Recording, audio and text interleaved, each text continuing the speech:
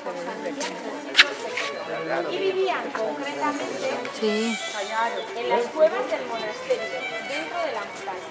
El número de monjes aumenta y esas cuevas se les quedan pequeñas. Deciden salir y construir un monasterio de Segovia. Ese monasterio fue destruido por una de las gracias del factor. Sancho III, el mayor de Navarra, decide reconstruir el santuario de San Miguel. La mayor parte del monasterio de Suso es de estilo mozárabe. Ese monasterio en el siglo XI se les vuelve a quedar pequeño a los monjes, pero ya no pueden ampliar más. El monasterio está construido en una pendiente y no hay espacio. Optan a mediados del siglo XI por bajar aquí al valle y construir un nuevo monasterio, en este caso de estilo románico. El estilo románico en el siglo XVI se consideraba un arte viejo, obsoleto, así que deciden desmontar el monasterio románico a medida que construyen el actual. Este edificio es del siglo XVI y XVII. Tardan unos 200 años en construir el monasterio que vamos a visitar, el monasterio de Yuso. Por cierto, los nombres de Suso y de Yuso vienen del latín, Asursum y de Orsum, arriba y abajo, es por la ubicación, por la situación de los monasterios. Quiero aclarar que el monasterio de Yuso está habitado, no por los benedictinos, que fueron los fundadores, sino por los agustinos recoletos. Este cambio de orden se produce en el siglo XIX con la llamada desamortización de Mendizábal. En el año 1835, los benedictinos son expulsados de los dos monasterios. El Estado se queda con sus propiedades y las pone en venta. Las tierras, el Estado las vende fácilmente en lotes. Suso, como podemos observar, es un edificio chiquitito y el Estado también consigue venderlo. Fue adquirido por una familia del Valle y durante años Suso se estuvo utilizando como establo de animales. Pero este edificio es tan sumamente grande, 7.700 metros cuadrados, que el Estado no consigue venderlo. A finales del siglo XIX, el Estado se encuentra que tiene muchos edificios de estas dimensiones. El Escorial, Guadalupe, Silos, todos no los puede mantener y opta por donar los edificios sobrantes de la desamortización a órdenes religiosas para que los mantengan. Aquí llegaron los agustinos recoletos en el año 1878 y desde entonces no lo han abandonado.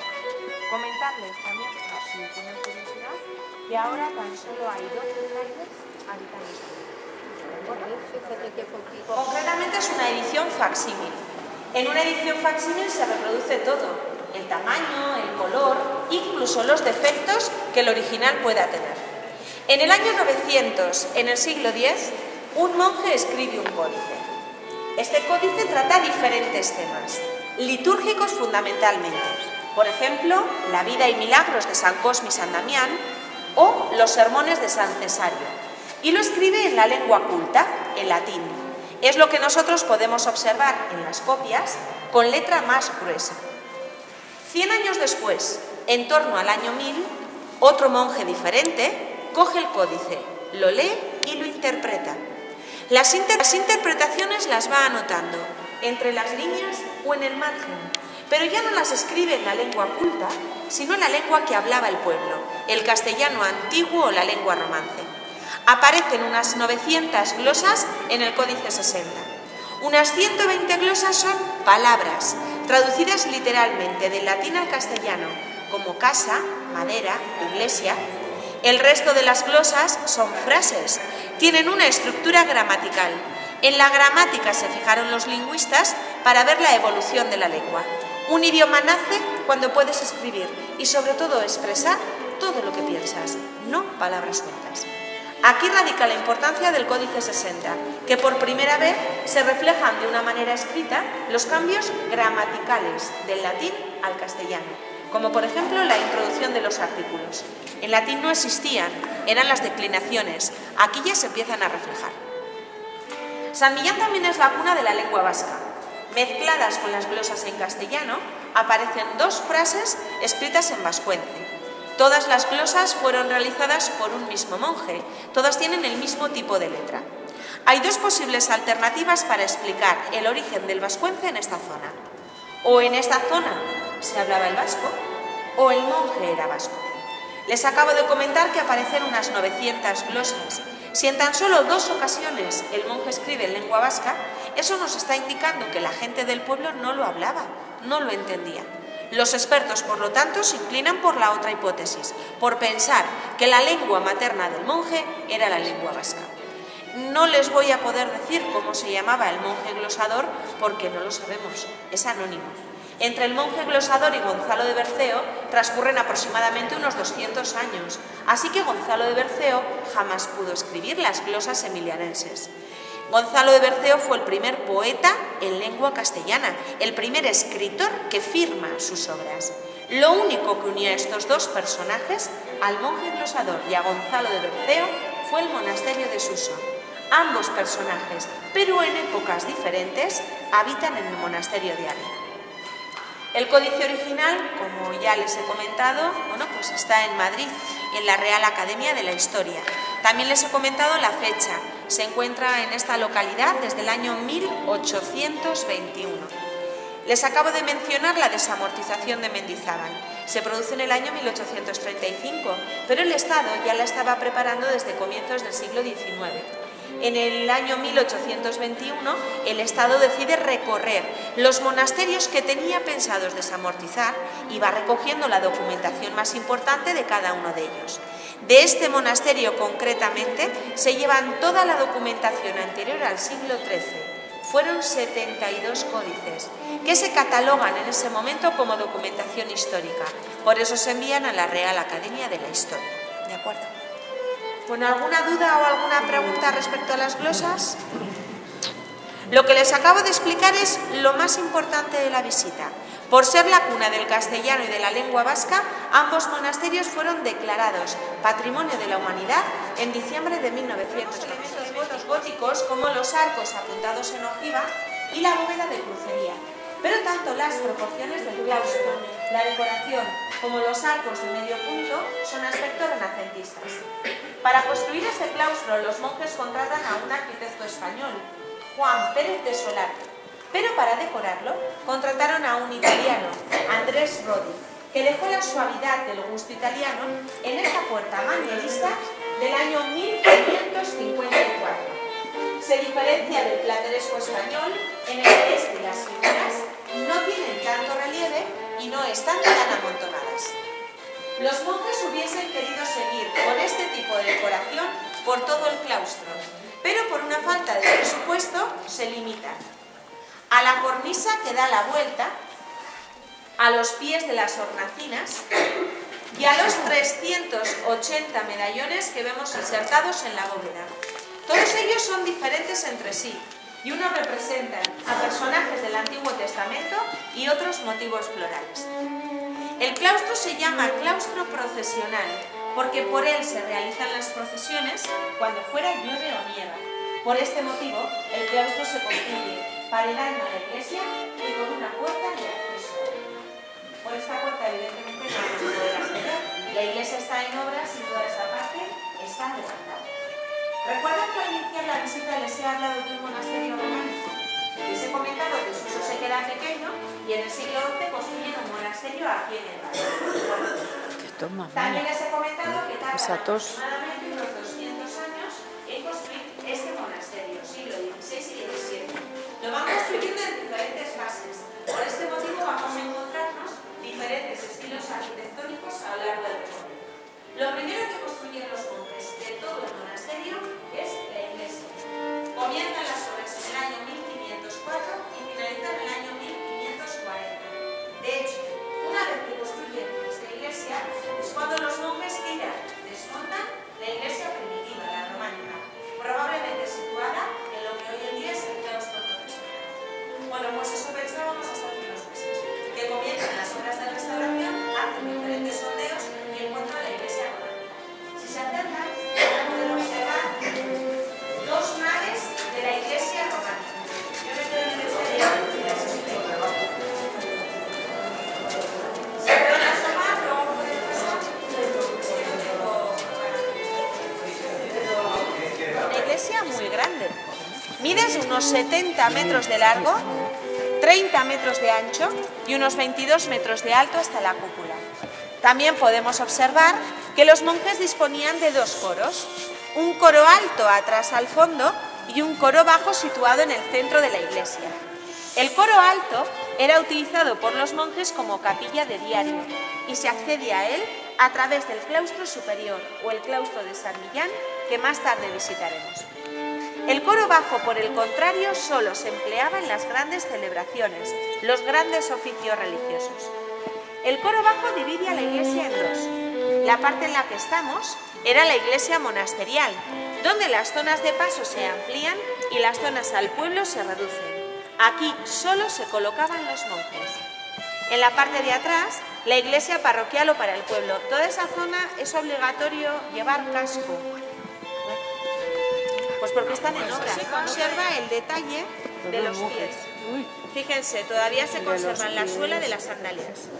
Y la cabeza. Lo que no sabemos de qué. Pero eso no están restaurando. Es que ahora voy, es que no... A ver, el retablo mayor sí que se puede observar con plenitud. Se realiza en el siglo XVII y lo componen 8 lienzos, pintados por Fray Juan Ricci, un pintor madrileño del siglo XVII que estuvo en este monasterio durante 4 años.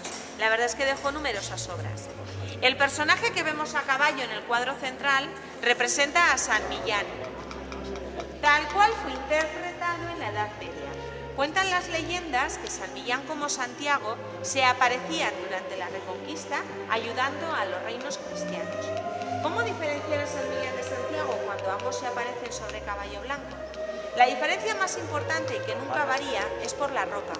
A Santiago le veremos representado de caballero o de guerrero y lleva la concha de peregrino en el pecho, mientras que a San Millán le veremos representado con un hábito de monje benedictino y con la cruz en el pecho. Quiero aclarar que San Millán jamás perteneció a la regla benedictina. San Millán tan solo fue un ermitaño, un anacoreta, que llegó a vivir 101 años. Nace en el 473 y fallece en el 574.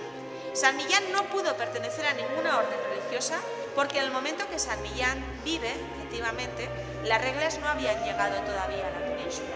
Las primeras órdenes religiosas llegan aquí, a la península, al valle, en el siglo X y en el siglo XI. Si San Millán es del siglo V y VI, jamás pudo pertenecer a ninguna orden religiosa. Lo que ocurre es que los benedictinos, cuando llegan aquí al valle en el siglo XI, se apropian, entre comillas, de la imagen del santo. Y desde el siglo XI a San Millán se le representa con el hábito benedictino, como si hubiese pertenecido a su regla. La segunda diferencia recae en la espada.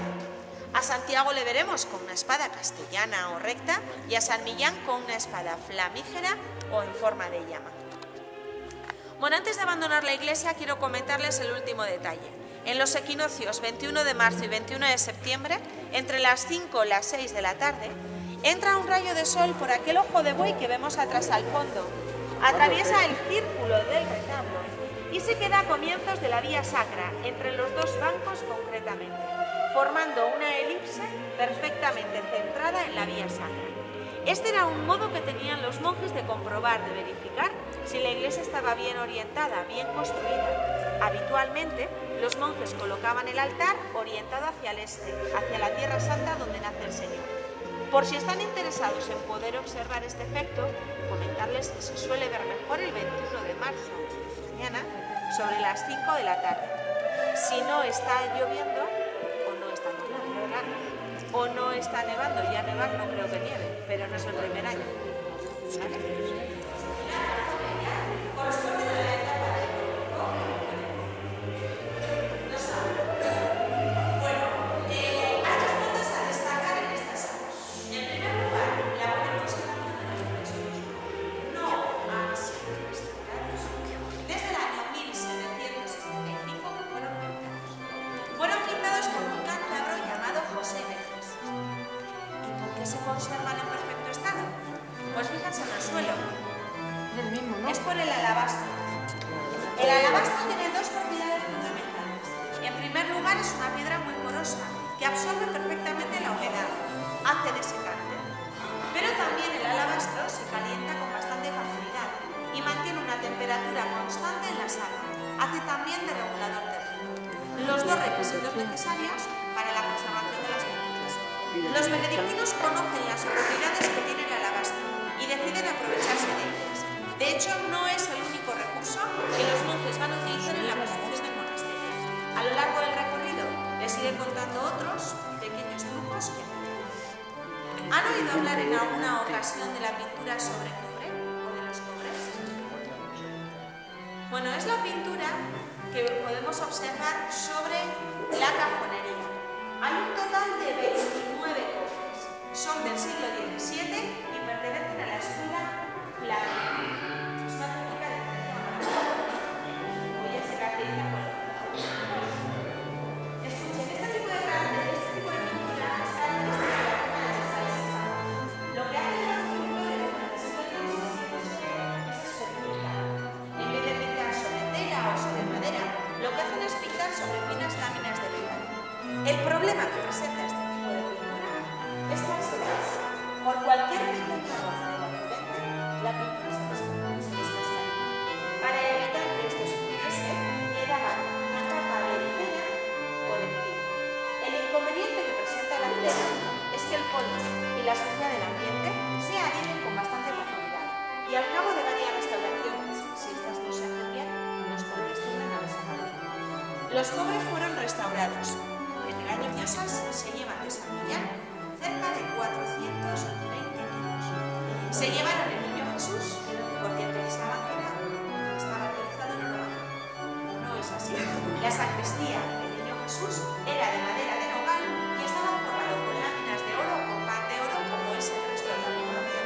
Pero claro, imagínense transportar esos 420 kilos entre lámparas, cálices, custodias, candelabros. Era complicado.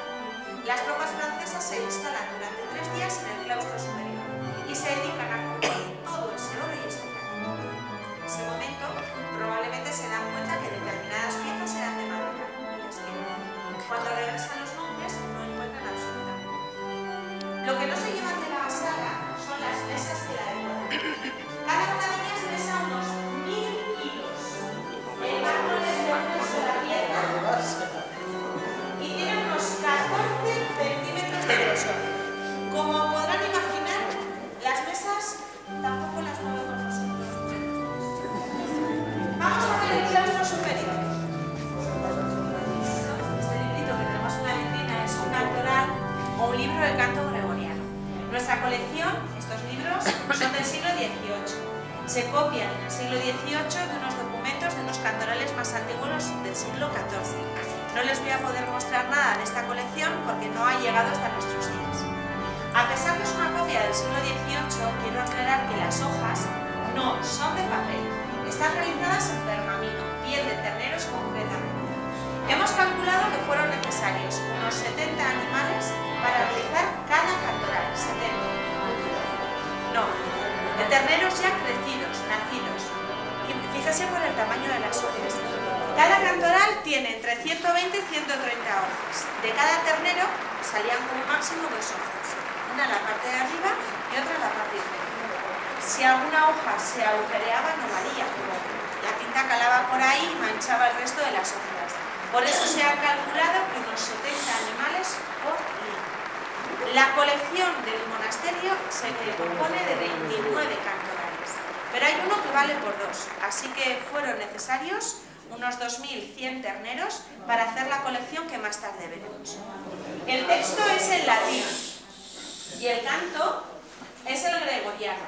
La tinta la sacaban mezclando ceniza y vino tinto. Los colores como el verde de las plantas y el marrón de la arcilla. La verdad es que tenían recursos naturales pues prácticamente para todo. Los cantorales son los originales, no han sido restaurados desde el siglo XVIII. Los benedictinos idearon en ese momento un sistema de ventilación para conservarlos. ¿En qué consiste este sistema? Colóquense frente de las puertas, por favor. Dejan un pasillito y abren y cierran. Para atrás. Hombre, alguno era vegetariano.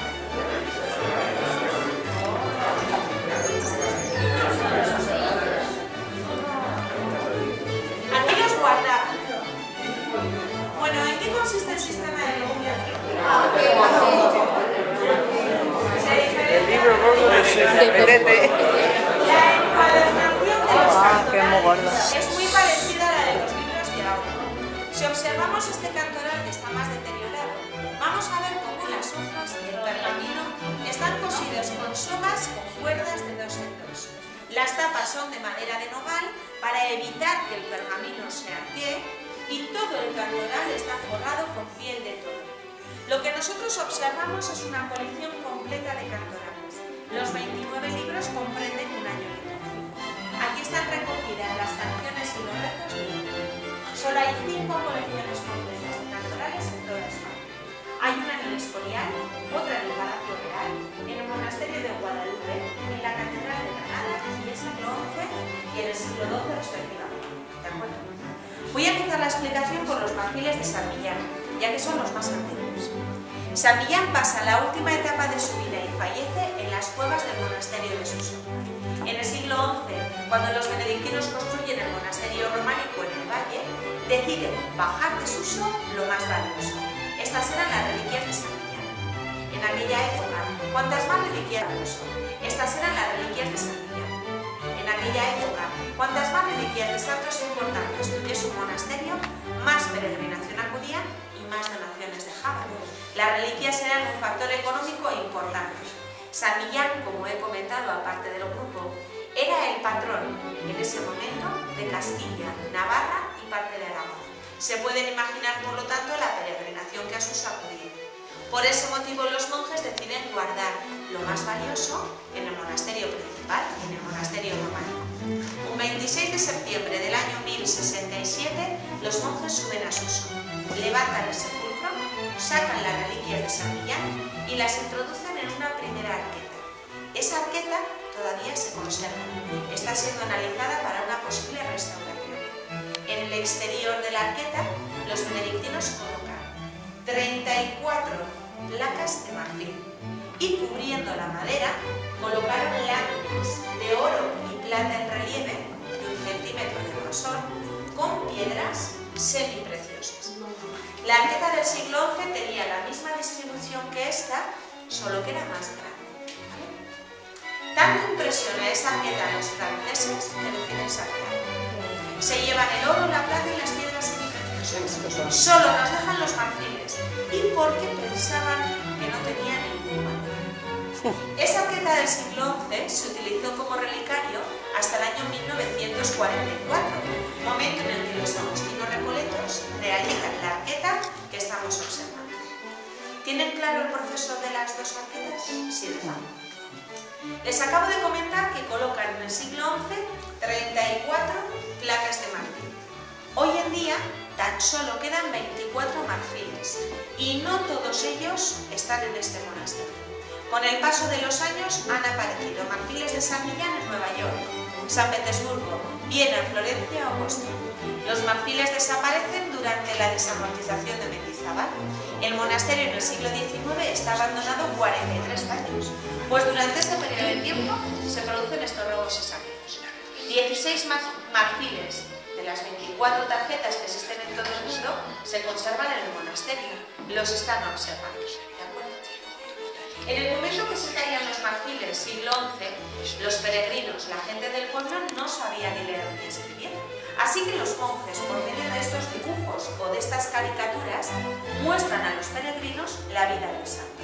Las 34 tarjetas de marfil lo que hacían era contar, resumir los 101 años que San Millán, todas las sanaciones, exorcismos, curaciones, predicciones que el santo realizó. Los ojos de los personajes que se representan en los marfiles están realizados con azabache. Son piedritas de azabache enlazadas para darle profundidad. De hecho, da la sensación que están muertos. Los marfiles de San Felices son completamente diferentes. Se tallan también en Suso, donde hubo un taller de herrería, pero se tallan en el siglo XII, hacia el año 1130. Los marfiles, como pueden observar, no cuentan la vida del este ermitaño, sino diferentes escenas o pasajes de la vida de Jesús. Vemos en el marfil frontal la última cena o en la tapa la entrada a Jerusalén. Utilizaron también los benedictinos para decorar las dos tarjetas unos cristales de roca tallados. Estos cristales de roca formaban parte de un juego de ajedrez de la época fatimí del siglo XVI. De ese juego completo que jugaban las tarjetas, solo nos han quedado las 3 piezas que decoran la arqueta de San Felices.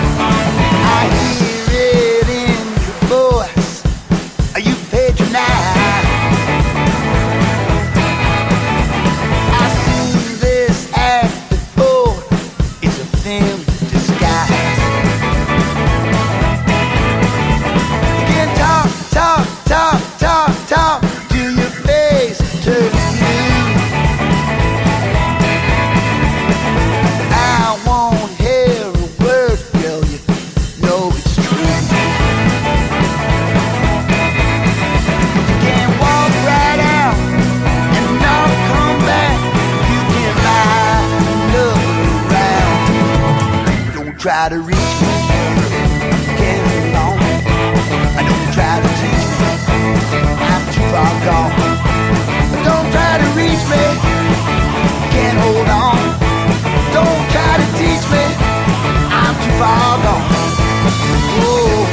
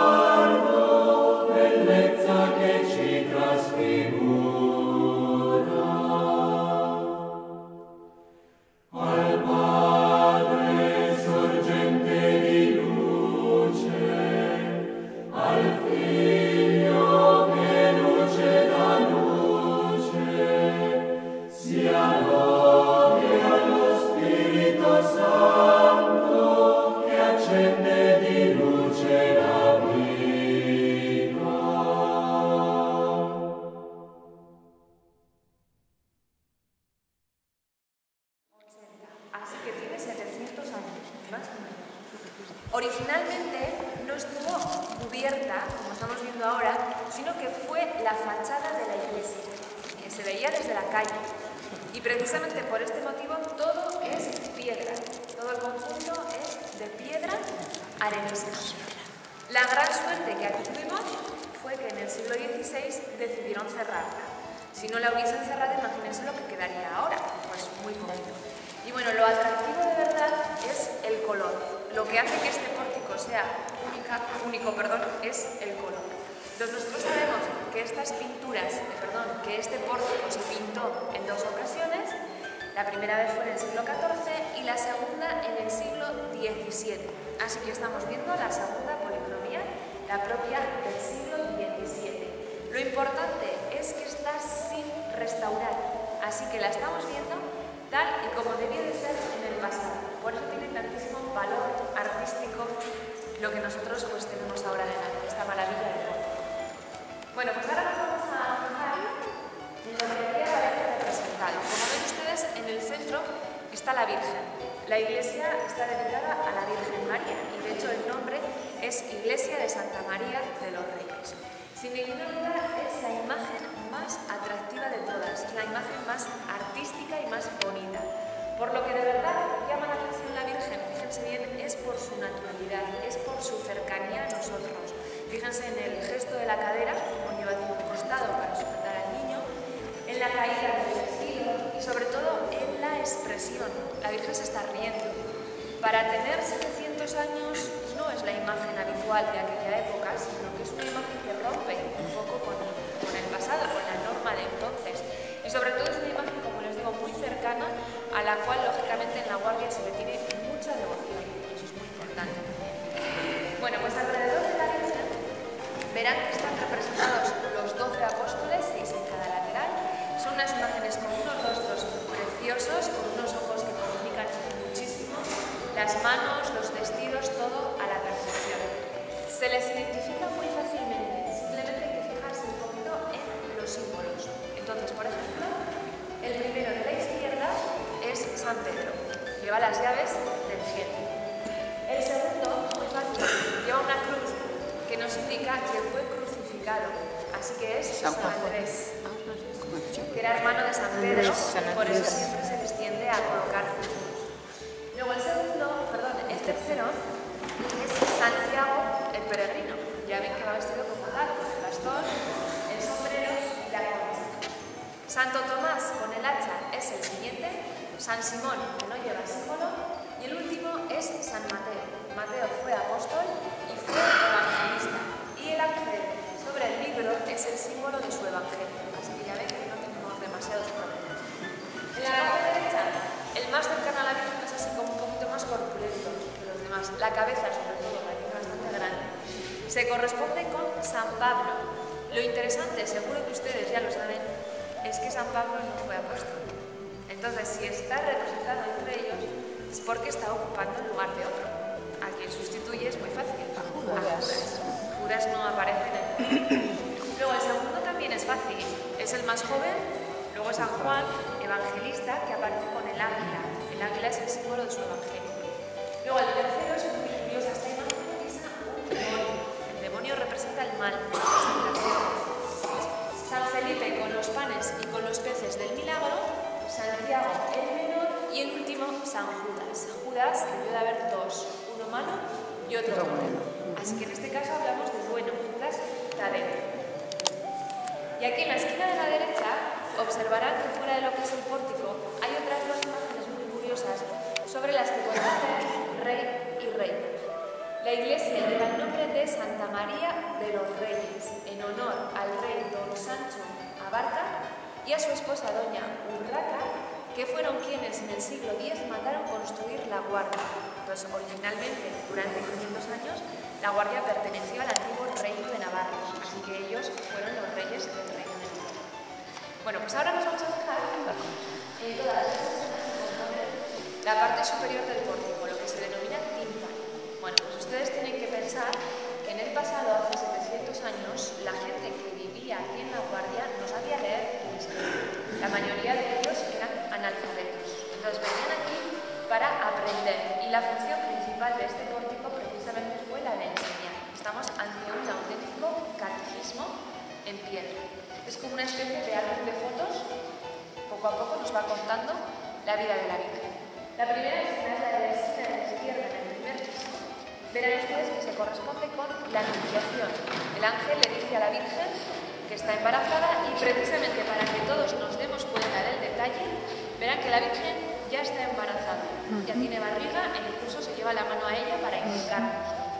Luego está la visitación, la Virgen se lo cuenta a su prima, Santa Isabel. Y a la parte derecha, la adoración de los Reyes Magos, que es una escena preciosa, trabajada con mucha gracia y con mucho encanto. Es una foto muy bonita. Es una escena muy bonita. Luego en el segundo piso, los caballos de los Reyes Magos. En el segundo piso verán que se narra o se cuenta la dormición de la Virgen. Ustedes dirán, ¿qué es la dormición? Pues la dormición es la muerte. Entonces no decimos muerte porque según la tradición la Virgen no se murió, sino que se durmió. Entonces dice dormición o tránsito de la Virgen a la Virgen. Y esa es la escena de la derecha. Entonces, fijándonos bien, vemos que la Virgen yace sobre una cama y que está blanca. Ese es el detalle más curioso. La piel, el color de piel es el blanco. Entonces eso lo que nos indica es que representa la muerte. Alrededor de ella vemos que están los apóstoles y en el centro se encuentra Jesús. Lo sorprendente es que Jesús, entre sus brazos, sujeta a una niña chiquitina que viste túnica azul. ¿La ven? Bueno, pues la niña representa el alma de la Virgen. De forma que Cristo desciende del cielo para salvar el alma de su madre. una escena muy poco habitual, muy poco frecuente, pero como ven ustedes, el mensaje es realmente bueno. Bueno, luego en el centro está la almendra mística, la denominada mandorla, en cuyo interior se encuentra el cuerpo de la Virgen subiendo al cielo. Así que esta es la representación de la Asunción, la Virgen subiendo al cielo. Y luego en la otra sala está la coronación, de forma que Cristo, Majestad, es el encargado de coronar a su madre como reina del cielo. Así que ya ven que la función de catecismo se cumple perfectamente, se cumple estupendamente. Y sin más, como complemento, verán que hay 5 arcos, 3 de los cuales están compuestos por imágenes más chiquitinas, y casi todo aquí son personajes del Antiguo y del Nuevo Testamento. Así que aquí vemos reyes, profetas, monarcas, patriarcas, ángeles músicos, racimos de uva, muy importantes, etc. Sobre todo lo más curioso del pórtico es lo que hemos dicho al principio, los 700 años que lleva en pie. Los autores no los conocemos, el pórtico es anónimo, no sabemos quién lo hizo, pero sin duda alguna después de verlo, pues está claro que fueron muy buenos, que fueron artistas muy profesionales, porque ya ven qué control tenían de la piedra y del cincel, realmente. Y sobre todo la suerte de que después de tantos años en el exterior, el pórtico se haya conservado tan perfecto a pesar de todas las guerras, de todos los enfrentamientos y demás. Y bueno, pues no sé qué les parecerá.